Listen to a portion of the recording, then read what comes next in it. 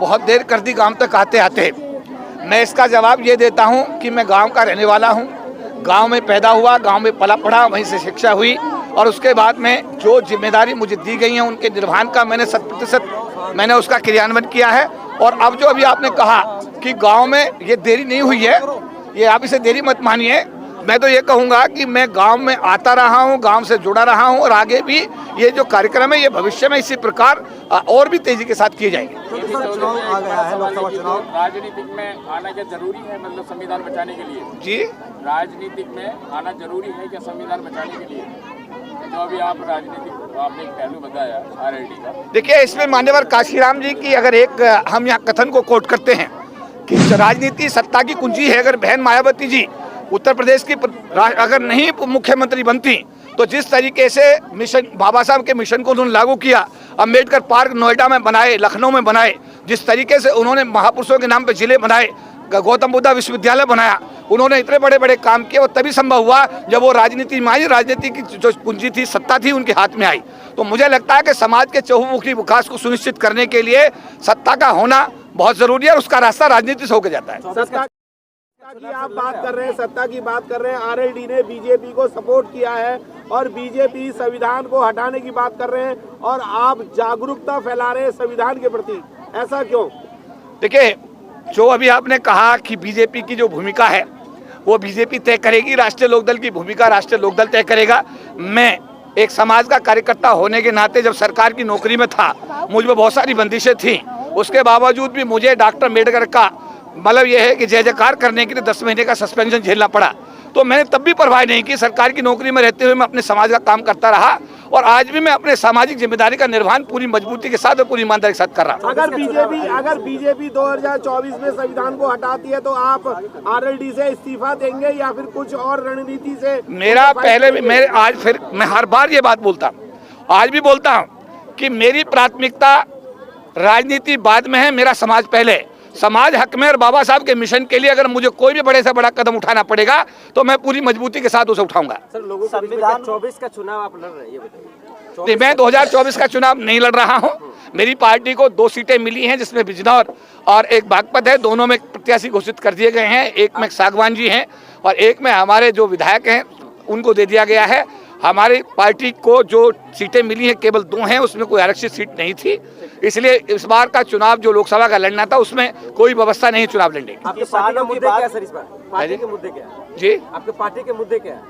Party के मुद्दे देखिए, पार्टी के मुद्दे तो पार्टी ही डिसाइड करेगी, लेकिन मैं ये कहता हूं कि मेरा जो मिशन है और मेरा जो मुद्दा है, मेरे समाज के हर व्यक्ति के साथ न्याय हो।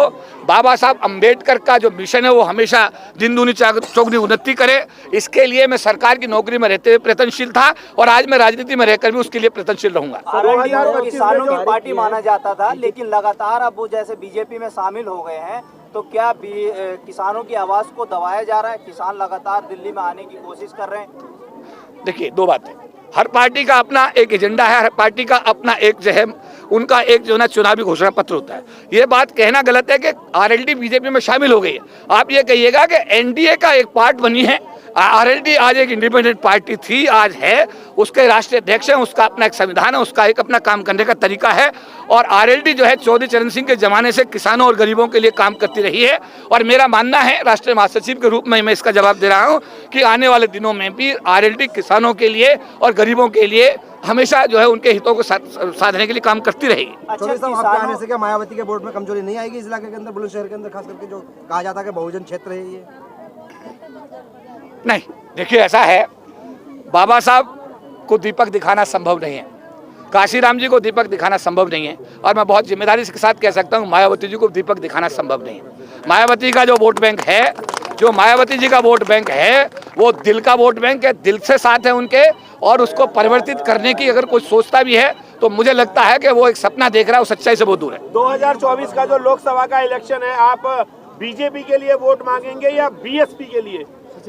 देखिए ऐसा है, ये सवाल जो है 2 स्थितियों में जो अभी आपने पूछा है, ये मुझे तय करना है, मेरी पार्टी को तय करना है। अभी इस विषय में पार्टी अध्यक्ष के साथ बातचीत होगी और पार्टी अध्यक्ष के साथ बातचीत होने के बाद में जो पार्टी का निर्णय होगा उस हिसाब से फिर आगे की रणनीति तय की जाएगी। आप मायावती तारीफ कर रहे हैं तो बीजेपी का तो नुकसान हो जाएगा। देखिए ऐसा है, किसी का फायदा और किसी का नुकसान। राजनीति तो इसी का नाम है साहब। राजनीति है क्या? राज और नीति, किसी का फायदा और किसी का नुकसान। एक सामान्य, कल कांग्रेस की सरकार थी 10 साल से बीजेपी की सरकार है। इसके लिए स्टेबिलिटी तो नहीं कह सकते। संविधान में बाबा साहब यही तो लिख कर गए हैं कि डेमोक्रेटिक कंट्री है, जिसको देश की जनता वोट देगी वो प्रधानमंत्री बनेगा, वो सरकार सत्ता में आएगी। संविधान बचाने की बात चल रही है। आरएलडी के और बीजेपी के रिश्ते क्या कहलाते हैं? देखिए, ये जो सवाल है आरएलडी और बीजेपी के जो रिश्ते हैं, निश्चित रूप से जब पिछले दिनों भारत रत्न देने की बात आई तो भारत रत्न पहले कर्पूरी ठाकुर साहब को दिया गया, उसके साथ साथ फिर जो है हमारे लालकृष्ण आडवाणी जी को दिया गया, उसके बाद में एक साइंटिस्ट को दिया गया, पीवी नरसिंह राव को दिया गया, और उसके साथ साथ जो है पार्टी के संस्थापक जो हमारे पूर्व प्रधानमंत्री थे चरण सिंह जी को दिया गया। तो ये मतलब पार्टी का जो संस्थापक था उसको जब भारत रत्न दिया गया तो निश्चित रूप से उसके बाद हमारे राष्ट्रीय अध्यक्ष ने कहा कि अब बचा क्या है, और उसके बाद ही पार्टी के अध्यक्ष ने निर्णय लिया है, क्योंकि ये पार्टी अध्यक्ष का निर्णय है, इसलिए इसमें कहीं किंतु परंतु करने की कोई गुंजाइश नहीं है। इस समय राष्ट्रीय लोकदल एनडीए गठबंधन का हिस्सा है। बीजेपी पर लगातार आरोप लगता रहा है कि ये संविधान को खत्म करने की बात कर रही है, लेकिन दूसरी तरफ संविधान बचाने की मुहिम लगातार चल रही है, लेकिन वही आरएलडी के साथ में आपका गठबंधन है। देखिए, एक है आरोप लगाना, मैं यहाँ स्पष्ट करना चाहता हूँ, मैं अपने समाज को भी आगाह करना चाहता हूँ। कांग्रेस की सरकार में, फ्रंट की सरकार में SC/ST के रिजर्वेशन को खत्म किया गया। देवगौड़ा साहब प्रधानमंत्री थे, कांग्रेस सरकार उसको सपोर्ट कर रही थी। सुप्रीम कोर्ट ने 5 आदेश आरक्षण को खत्म करने के जारी किए। रामविलास पासवान उस समय भारत सरकार के रेल मंत्री थे, और उसके बाद में सरकार ने DOPT ने ऑर्डर इशू किया कि इनका रिजर्वेशन खत्म किया जाता है।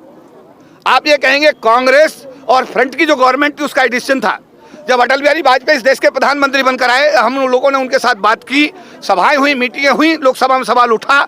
अटल बिहारी वाजपेयी साहब ने संविधान में 3 संशोधन 81, 82 और 85 करके इस देश के SC/ST के आरक्षण को बचाने का ऐतिहासिक कार्य किया, जिसके लिए मैं SC/ST समाज का एक जिम्मेदार व्यक्ति होने के नाते उस सरकार का धन्यवाद करता हूँ। 2015 में जब सरकार 2014 में बनी मोदी साहब के नेतृत्व में, उस समय उन्होंने सबसे पहला काम यह किया, SC/ST एट्रोसिटी एक्ट जिसमें कुछ दिक्कतें आ गई थी, उसको उन्होंने संविधान में संशोधन करके मजबूत करने का काम किया। सुप्रीम कोर्ट ने जब 2018 में SC/ST एट्रोसिटी एक्ट को खत्म किया तो इसी सरकार ने अब संविधान में संशोधन करके SC/ST के एट्रोसिटी एक्ट को मजबूत करने का काम किया। जब यूनिवर्सिटी ग्रांट कमीशन में सुप्रीम कोर्ट ने रिजर्वेशन खत्म किया, इसी सरकार ने संविधान में संशोधन करके SC/ST का आरक्षण को यूनिवर्सिटी ग्रांट कमीशन बहाल कराने का काम किया।